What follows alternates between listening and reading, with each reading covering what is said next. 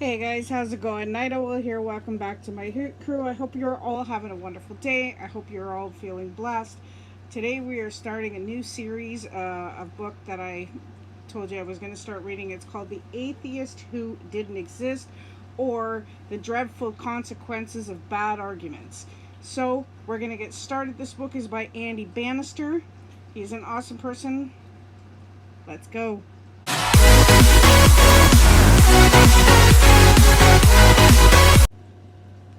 All right, so I have had the chance to meet Andy Bannister myself. I did listen to a sermon that he gave, and he talked to us. We were learning about different belief systems and stuff like that. He was a former atheist and is now a Christian. So he did write this book, and we're going to read it, so I hope you enjoy. The first chapter is called The Loch Ness Monster's Mustache, or The Terrible Consequences of Bad Arguments. I do stutter a little, so bear with me as I'm reading this, guys. Here we go. I remember the first time I saw the bus. An old friend of mine had telephoned me out of the blue a few days before, and in a conspirational whisper, he hissed, "You need to get down to London. There are atheist buses here." "Atheist buses?" I replied, bleary-eyed. It was long past midnight. "How much have you had to drink, Tom?" "Only 4 pints," Tom replied indignantly. "Well, I've always personally thought that the slightly devil-may-care attitude of many London bus drivers to road safety tends to bring people closer to God rather than drive them away. This bus didn't try to drive me away. It tried to drive over me, admittedly. I was lying semi-comatose on the road at the time. I knew it. At Hammersmith, and the atheist bus almost ran me over." "You do realize," I explained in the patient tone I reserve for small children and airline check-in agents, "that's just because a London bus almost flattens a liberal Anglican lying on a zebra crossing. It doesn't necessarily mean that Richard Dawkins is resorting to hit-and-run attempts to keep the religious affiliation statistics favorable." "I'm used to being nearly run over. I've holidayed in France many times," snapped Tom. "But this was an atheist bus, I tell you." "Not sure about this." "Yes, now come down to London and see. Besides, you owe me a beer from that time you lost the bet about the Archbishop's beard." And so it was that I found myself, on a rainy July afternoon a few weeks later, standing among a crowd of damp tourists outside Oxford Circus tube station. We watched the traffic as cars, taxis, lorries, and the occasional sodden cyclist trundled past. And then, at last, a bus rounded the corner, a big red London bus sporting a huge advertisement on the side which announced in large friendly letters, "There's probably no God. Now stop worrying and enjoy your life." Later, back in the comfort of a nearby pub, I did a little research, and it turned out that the bus advertisements had been sponsored by the British Humanist Association, along with a group of secular celebrities, including the well-known Oxford atheist Richard Dawkins, and represented in their words an attempt to provide a peaceful, upbeat message about atheism. The advertisements promoted a website where those who browsed could while away their journey on the number 137 bus at Battersea, reading about the joys of life without being in God. The Atheist Bus is a good place to begin our journey because it illustrates 2 reasons why this book exists. First, because the slogan, despite its friendly pink letters, is a perfect example of really bad argument. An argument so bad, so disastrous, in fact, that one has to wonder what its sponsors were thinking. More on that in a moment. But second, it illustrates how quickly bad arguments can disseminate. spreading like an infestation of Japanese knotweed into popular culture. For a while, many critics, including many atheist critics, were quick to point out the flaws. There's probably no God. Now stop worrying and enjoy your life. It has nevertheless continue to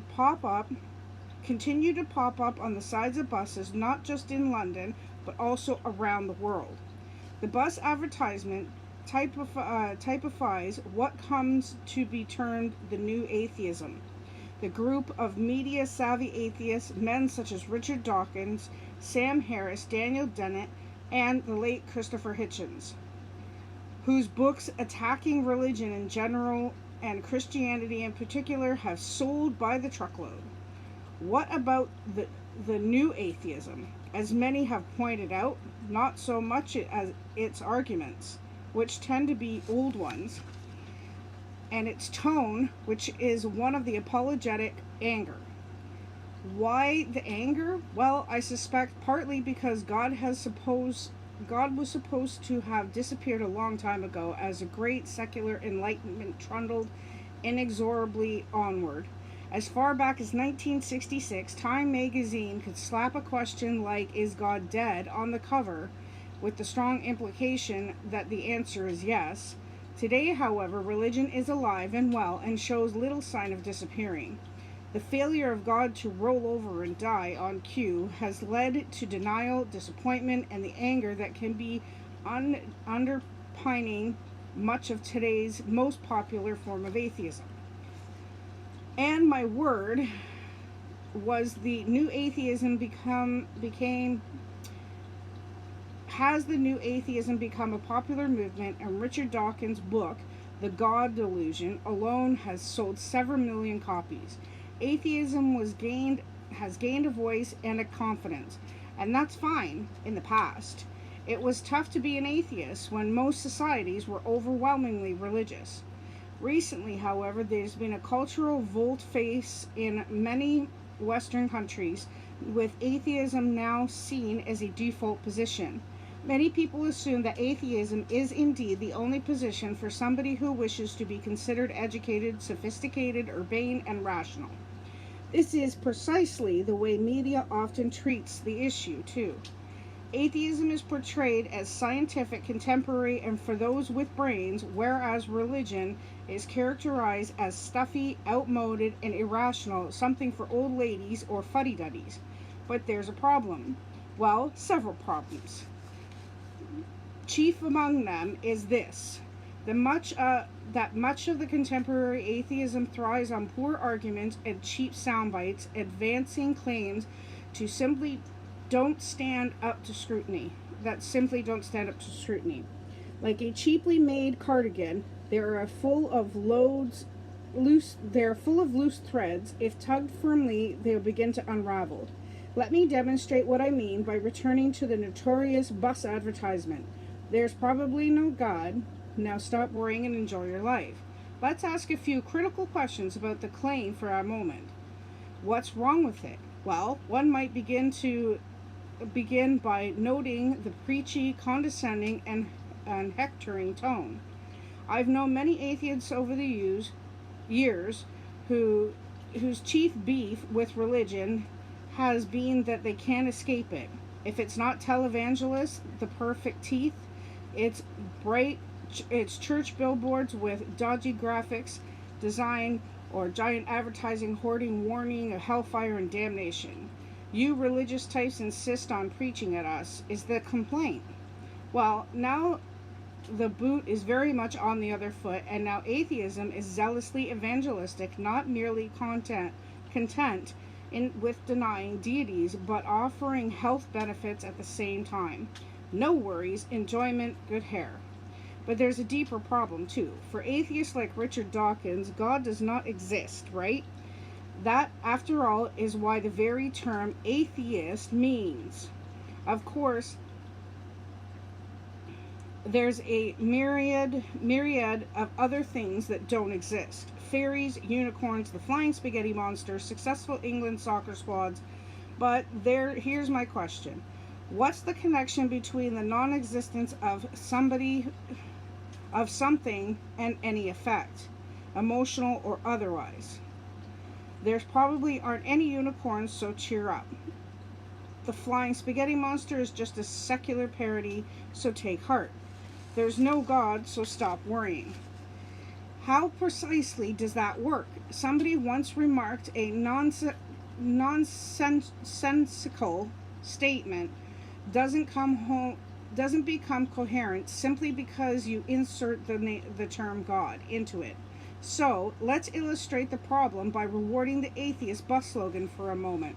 There's probably no Loch Ness monster, so stop worrying and enjoy life.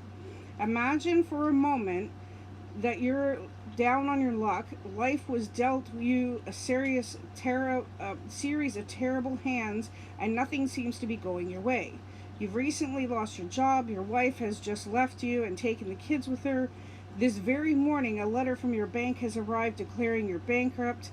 The doctor's surgery just rung to inform you that those worrying headaches are actually Creutzfeldt-Jakob disease. Oh, and you're a Bradford City FC fan.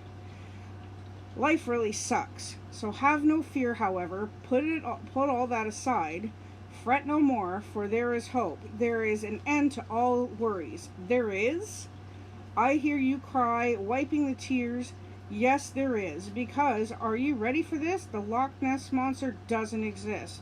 Never mind the fact that you may be jobless, loveless, penniless, and hopeless. Doesn't it warm the cockles of your heart to know the holiday makers in Scotland can munch their sandwiches by your quart castle and paddle their feet in Loch Ness, safe in the certain knowledge that no monster from the Jurassic era will rear up from the deep and drag them off to a watery grave?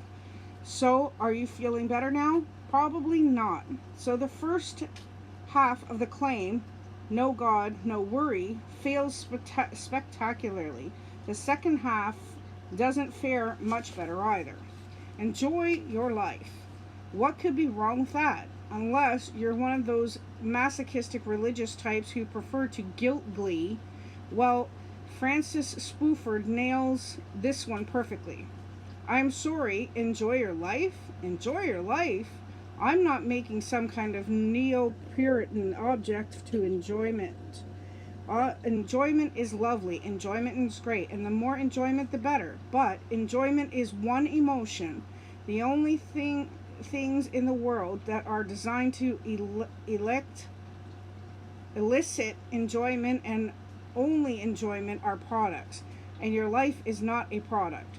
To say that life is to be enjoyed, just enjoyed, is like saying that mountains should have only summits, or that all colors should be purple, or that all plays should be by Shakespeare. This really is bizarre category error. In other words, there is considerably more to life than just enjoyment indeed. The full gamut of human emotions spans the alphabet. To be fully, authentically human is to have experienced anger, boredom, compassion, delight, expectation, fear, guilt, hope, insecurity, joy, kindness, love, malice, nonchalance, obligation, peace, queasiness, relief, sensuality, thankfulness, uneasiness, vulnerability, wistfulness, yearning, and zealousness. Given all this, why does the Atheist Bus advertisement zero in on enjoyment? Now, obviously, I'm not privy to the interior mental state of those who penned the slogan, but I do wonder if it's a symptom of a more general trend in our culture. One that says that the purpose of human life is simply to be happy, to flit merrily from experience to one experience to another in an effervescence of ecstatic enjoyment. Product after product is sold to us this way. Buy this coffee, take that holiday. Wear this shade of lip gloss, and you'll be successful, popular, and joyful. The Atheist Bus is simply riding the cultural wave. Think like this. It says you'll be happy.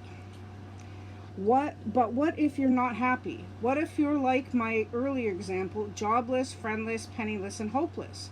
What if you're at a point in your life where all is smelling not of roses, but rather suspiciously like a sewage farm on a hot afternoon? Indeed, half the world's population lives on less than $2.50 a day. That amount is not going to keep you in lattes, lipstick, and trips to Lanzarote, which means that if the advertisements are correct about where enjoyment is located, you're in trouble. So you'd better pull yourself together. I stress you, second person singular. Had better pull yourself together, because if the Atheist Bus slogan is right, then there is no God, there's nobody out there who is ultimately going to help with any pulling. You're alone in the universe and cares as little about you and your enjoyment as it does about the fate of the amoeba, the ant, or the aardvark. There is no hope, there's no justice, and there's certainly nothing inherently wrong with poverty incidentally, so quit protesting. Life favors the winners. Some get the breaks, others get the sticky end of the stick. Still, others get to make millions selling books on atheism, enough for a lifetime of lattes. Enjoy your life. Nice work if you can get it. Okay, I'm going to end it there. It's kind of a long chapter, so I'm going to kind of end it there, and I'm going to continue chapter 1 next time. So I hope you enjoyed the beginning of this, and we'll see you soon.